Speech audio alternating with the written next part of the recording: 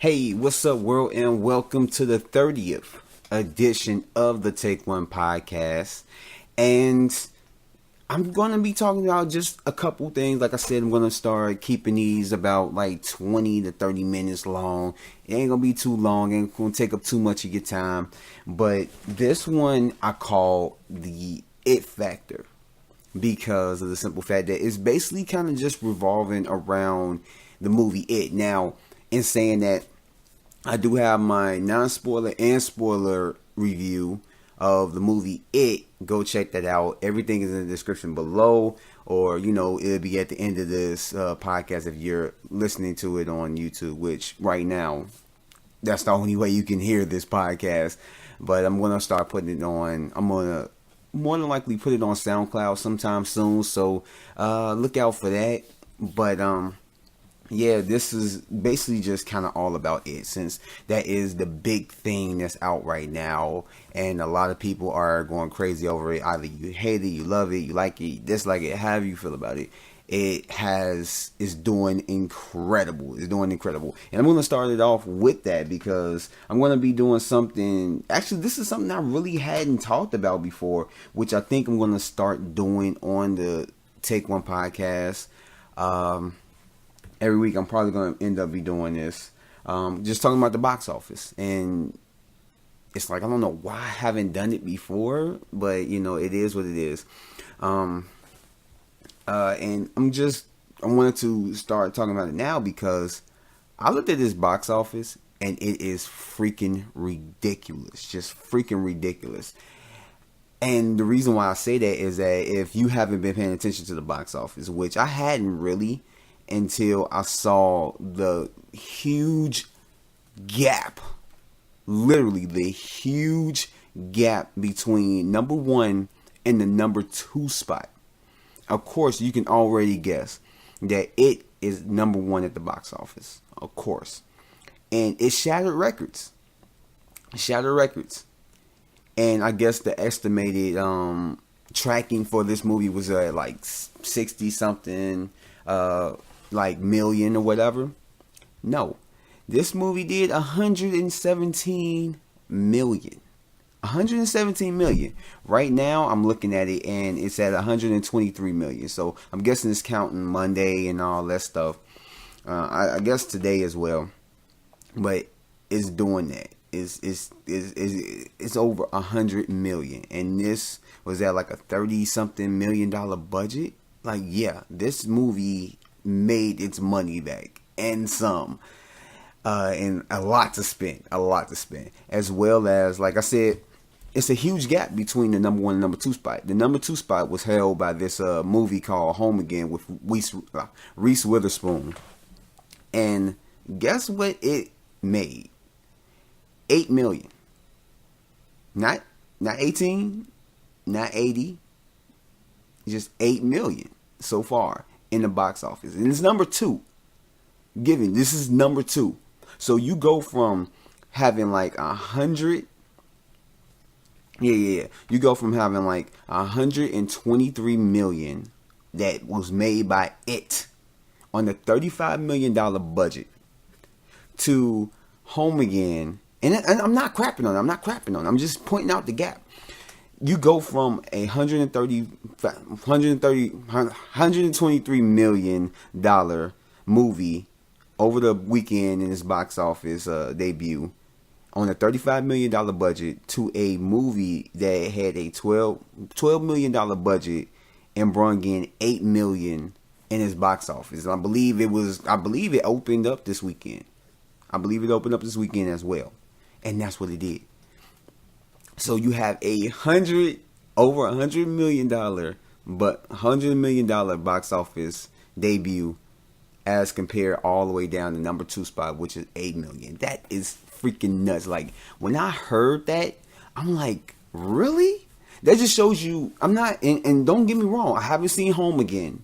I haven't heard the reviews or anything about it. I don't know if I'm really interested in seeing. I may check it out if it comes out on DVD or whatever. But it's not something that I really want to see. But it's not, I'm not crapping on it. I haven't seen it. I haven't heard any reviews about it. I haven't seen the Rotten Tomatoes score, anything. So I'm not crapping on it. Don't take it as I'm crapping on it. But I'm just looking at the large gap. That just shows you that there is not a lot of big budget or just good movies out right now, or good enough movies to where they're gonna like. I'm not even gonna say it like that. I'm gonna say it like there's not any big budget movies or like big movies that are going to rake in a lot of money around this time. And it shows. It was the movie that brung in that money. And it brung in over $100 million. Over $100 million. And you have the number 2 spot held by Home Again that brung in $8 million. That is crazy. That is a crazy gap. A crazy gap. And then you have number 3 with The Hitman's Bodyguard, who brung in $4 million. And I'm just like cutting it down. I mean, it brung in like more than just 4 million, but it was like 4,800,000 and something. You know, so I'm just breaking it down. So matter of fact, I might as well just say the whole number. That way I can just get it accurate. So it brung in 403,419 million dollars. As well as Home Again brung in $8,567,881, and then you have freaking The Hitman's Bodyguard, which brung in $4,801,745, and then you have Annabelle Creation taking the number 4 spot. Matter of fact, let me just say that. Taking the number 4 spot, which brought in $3,115. And then you have Wind River taking over the 5 spot, the number 5 spot, which that's a movie that I actually am kind of like curious in seeing, which brought in, let me look at the number. It brought in $3,132,362. And yeah, that's a crazy gap. You have the number 1 spot bringing in over 100 million, and then you have the number 2 through 4 spot, or 2 through 5 spot, bringing in basically single digit $1 million over the weekend. And get it, some of these movies are in their like 2nd to 3rd run or 4th run or whatever, but it still is topping. Like, this is crazy just to see the gap in between it. And I know you guys are laughing like, oh shit, he don't know how to say his numbers or whatever. But in any case, you get where I'm getting at. It is a crazy gap between it. And like I said, I'm not crapping on these movies. Actually, one of the movies that I actually saw was Annabelle Creation, and that review was also up on my channel. I have the non-spoiler and spoiler review up on my channel, so go ahead and check that out. I will be checking out Wind River sometime soon, as well as The Hitman's Bodyguard, so I probably will be having those reviews up soon or whatever. I'm trying to get caught up on a lot of stuff. But yeah, like, that's crazy. It's crazy to look at that. I'm just shocked at that. I'm just really shocked. Even though, not to give away, because I do want y'all to check out my non-spoiler and spoiler review of the movie, It. But I was kind of disappointed of the movie. I thought it could have been better. A lot of stuff that they did good up in there. A lot of stuff that they was just, whatever. But at the same time, I'm not one of those people that's like, oh yeah, because I didn't like it, I don't think the movie should have did the money it did. I'm glad the movie did it. I'm glad that movie had as much hype. I'm glad that people found some enjoyment out of it. I'm glad that it made the money that it did. I'm glad. Like, as far as like thinking my thoughts on whether it deserved it or not, I don't know. Like, but I feel like they did something good. I mean, it wasn't a horrible movie. I'm not saying it was bad. I'm not saying that it was just god awful, but I was just disappointed by it. But I mean, it doing the money that it did, shit, hell, I mean, I'm happy for it. I'm glad that the movie did whatever it did, the numbers that it did. I am looking forward to seeing part 2 of this movie, or chapter 2 as they put it. I'm looking forward to seeing this, who they cast, and just when it comes out, I will be in there opening day. I will be there. So, I mean, take that for what it is. I am happy, and I'm surprised by this huge gap of the box office over the weekend, box office. It's crazy. But also, let's move into the next subject. And the next subject of what I want to talk about, it's not directly having to do with it, which it does, but it has to do with other things. Now, I wanted to talk about this because I had a conversation with a coworker of mine, and this kind of like rose up of just basically, do you have to catch up on the source material of a project that's okay? How can I put it? Okay, so if a movie is basically being made from a certain source material, do you have to catch up on that certain source material in order to watch that movie? And my response to it, and he kind of goes against it, but my response to it is no. Because basically the whole conversation was that before you watch the movie this movie It, you have to watch the old one. You have to watch the old miniseries. And that was his whole thing. And this is before he even said, I don't even believe he even saw it. But he feels that like you have to watch the old It, miniseries before you watch this movie in order to get a lot of the things that's up in this. And I disagree. You don't have to watch the source material, or not. You don't have to watch the source material or things that came before. You don't have to read the source material. You don't have to catch up on the source material unless you want to. You don't have to do that in order to watch this reincarnation or this new project that's based off of whatever source material it is. You don't have to do that. You can just watch the source material and get all that. Because simply my whole objective against that is that with this movie, it is a reimagining. It's not a remake of the miniseries. It is a reimagining of the Stephen King novel, of the book. Now, it will be a different story to say that do you have to read the book before you watch the It movie? And still my answer would be no. I guess you could say yes or no.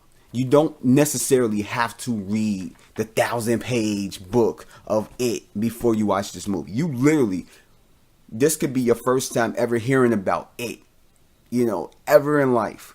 And you can go watch this movie and just enjoy it. Because basically and I'm taking this from John Campia. I follow him on YouTube and all that stuff. Check his page out or check his channel out. He's actually a really good like movie pundit or whatever, or movie reviewer. I watch him a lot. I'm a big fan of him. But I also agree with what he said. He said that a filmmaker's job when adapting a project or movie or whatever from a certain source material, the first objective of that filmmaker is to make a good movie. And I agree with that. You have to make a good movie.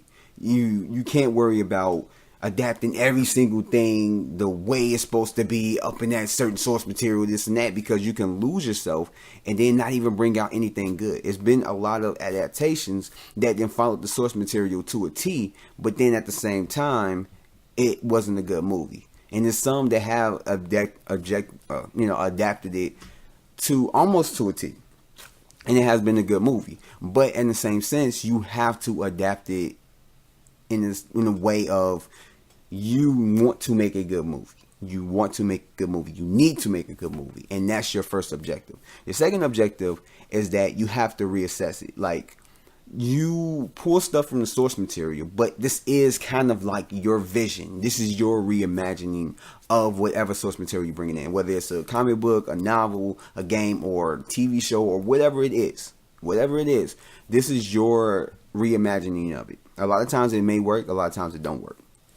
but you have to pull what you can. A lot of times you might have so much source material that you can't put all of it within a hour and a half to 2.5 hour movie. Not even a 3 hour movie. A lot of that source material is a lot to adapt to it. So you have to take stuff out. You have to change certain things. You have to, bring whatever you can to where it translates well on camera, on screen in live action. That's why a lot of like X-Men, like the X-Men movies, it will more than likely look ridiculous if you saw Wolverine walking around in spandex.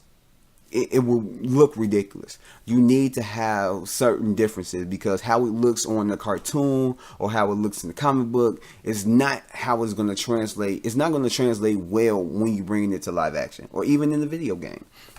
Certain stuff looks better on the page and certain stuff look better in live action, and you can't do it the same. So you have to change around certain things, and that's where it comes with it. You have to change around certain things. You can't do everything the same.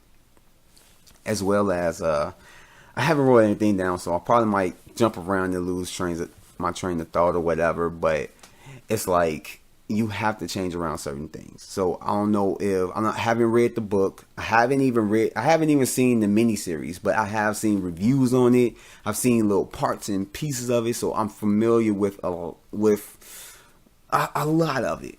I am familiar with a lot of it. I just haven't watched it yet, and I am gonna watch it. I haven't watched it yet, but like, yeah, you don't have to watch a certain source material. You don't have to watch the Stephen King miniseries of it because they not remaking the miniseries.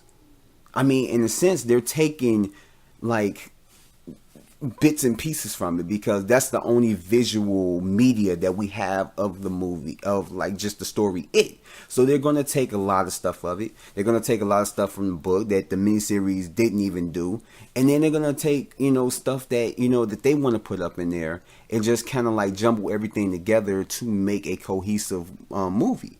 And that's what they did. You don't have to watch it. That's like saying that you have to read all the Harry Potter books before you watch the Harry Potter movies. That's not necessary, because I guarantee a lot of people that watch the Harry Potter movies have not read the book. And that's like saying you have to read the freaking Jurassic Park books before you see the movies. Guarantee a lot of people that watch the movie haven't read the books. Probably don't even know that that Jurassic Park was a book before it came out as a movie. I surely didn't.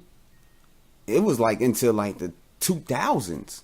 Actually, like I say maybe 10 years ago, probably not even that, when I found out that Jurassic Park was actually a book before it was a movie. I didn't know. So it's a lot of people that don't know this stuff. So I feel like you don't have to read a source material or catch up on a source material in order to like read that. Because like I said, a filmmaker's job is to make a good movie first and foremost. But then at the same time, when you're adapting a source material, your job is to relate all that information to the audience that's watching, because you gotta realize that when you're bringing a source material, not everybody has read the book or seen whatever or caught up on the source material. So your job is not only to pander, I ain't gonna say pander, but to what's the word? Not only to satisfy the people who have read the source material or know the source material, but to satisfy the audience that don't know anything about this. So you have to basically bring that information back. So you don't have to read the book of It. You don't have to watch the miniseries, because all that information from the book and the miniseries or whatever is being brought in this new reimagining. That's their job, is to make it to where you don't have to go back to the source material unless you want to. Because there is a lot of stuff that they had to take out. It's a lot of stuff that they had to leave out, and they couldn't put up in there because of certain things or just time restraints. But in a sense, you don't have to watch it, or read it or whatever. You don't have to, and that's with any source material, because that's what they're supposed to do. They're supposed to give you all that information in whatever they're doing. Now, if it was a straight remake and it didn't have a source material, like if it was just the It miniseries, and whatever, and they didn't have a book that miniseries went off of, then I could say you probably may have to, but not necessarily. You still not necessarily, unless it's a part 3, unless this movie was a part 3, and that's when I say, yeah, you have to go back and you have to watch the miniseries or the movie before or whatever, if it's like a continuation from that. But other than that, you don't have to do it. You really don't have to do it. And that goes with anything. And that's my whole point, is that like you don't have to go after it. It's a reimagining. They took liberties or whatever from the miniseries because that's the only, like I said, visual media that is out of it that they have as far as movie forms and all that stuff. So they're going to take stuff from there because of this, what they have, and then they're going to take stuff from the movie that the miniseries couldn't even put up in there because of like just it being on like cable TV, So they had to kind of like dumb down the violence and gore and stuff like that. So this was actually, I heard, more of an accurate retelling of the movie. Of the story It. So that's basically where I'm coming from. And he is like, he can have his own opinion. I have my opinion. That's my opinion. A lot of people, like if you're listening to this, you probably might disagree with me. This is what I believe. I feel like you don't have to read the source material, or I ain't gonna say read, but just catch up on the source material. You don't have to do that because that's what the filmmaker's job is too, is to bring the information from whatever source material to you as an audience member who may not have caught up, who don't know the source material, or probably don't care about going back and learning all the source material and whatever, in order to get like more of an understanding of whatever movie or show or whatever you're watching. That's their job, and if they can't relay that information, then they have not done their job.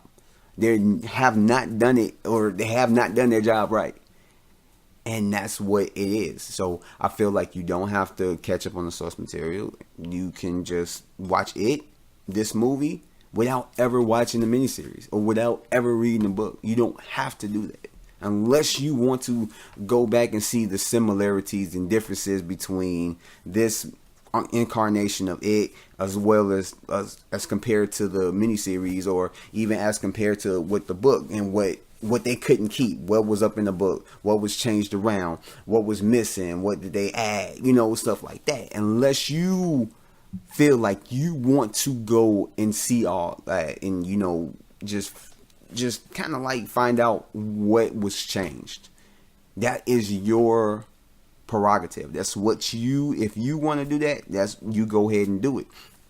Me personally, I'm not a book reader. I'm gonna just put it out there. I'm not a book reader, and I don't care what people think. I'm just not a book reader, and that wasn't me farting. I was kind of rubbing my foot up against this like container.